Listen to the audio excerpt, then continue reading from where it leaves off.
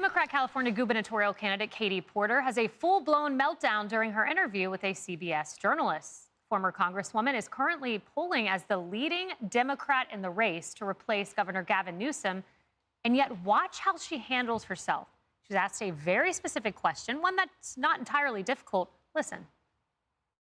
What do you say to the 40% of California voters who you'll need in order to win, who voted for Trump?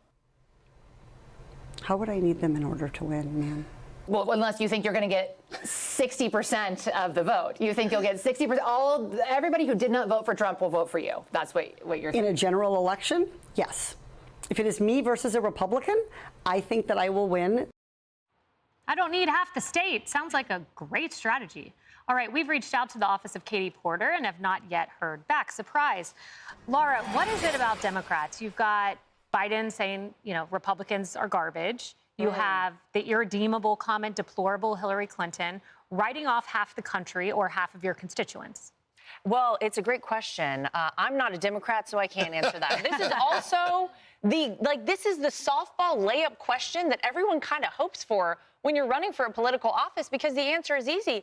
The answer should have been something along the lines of, look, even if they don't vote for me, even if they voted for Donald Trump in the presidential election, I want to represent everybody in this state and I want to do a good job. She couldn't even answer that. She just said, I don't need them. It's actually kind of crazy. If you can't answer that question, if you can't answer a basic question from a local news reporter, how are you going to handle it? When we're just coming off talking about a horrific fire that was out in California, how are you going to handle natural disasters and real tragedies in your state if you can't handle this? But I would love to know from a Democrat's perspective why it is they write off half of all of us out there. You and me both.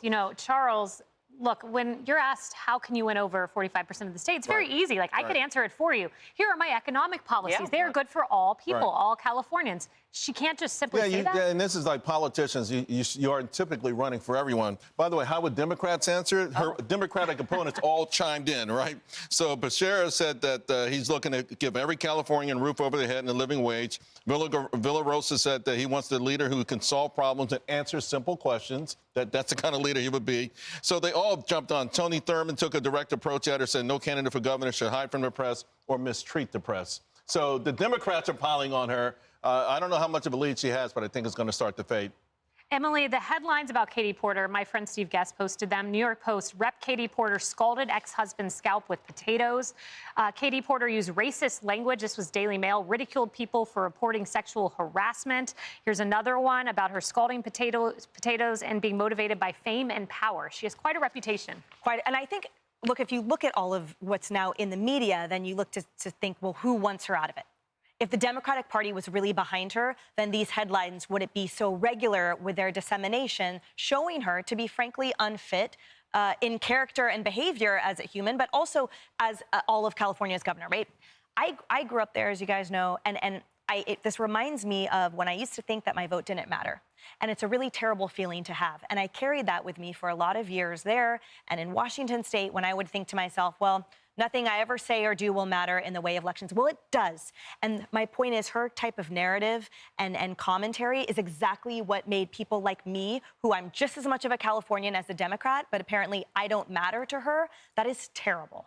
Yeah, and I mean, that's basically what she said. Your vote doesn't matter. And then she says, and by the way, I don't want any of this on tape. That's not your choice. Right. I think she's the perfect representation of what the Democratic Party has become, which is entitled and lazy. Yeah. So not only does she think that she doesn't have to earn the votes of Californians who might disagree with her, she can't even be bothered to answer what is not even a challenging question from a reporter. She's lazy. She's so used to being coddled by the legacy media that when one sort of challenging question is posed to her, she freaks out, and she actually walked out of the interview. And she said, I was just hoping to have a polite conversation with you. No, you were there to be interviewed by a journalist who is doing her due diligence about your platform and your positions. Just do your job. Yep, and answer the follow-ups, right? By the way, every vote. The betting odds have gone down on her being the Democrat nominee. They've absolutely plummeted since this interview came out. Time to bring in Kamala Harris, everyone.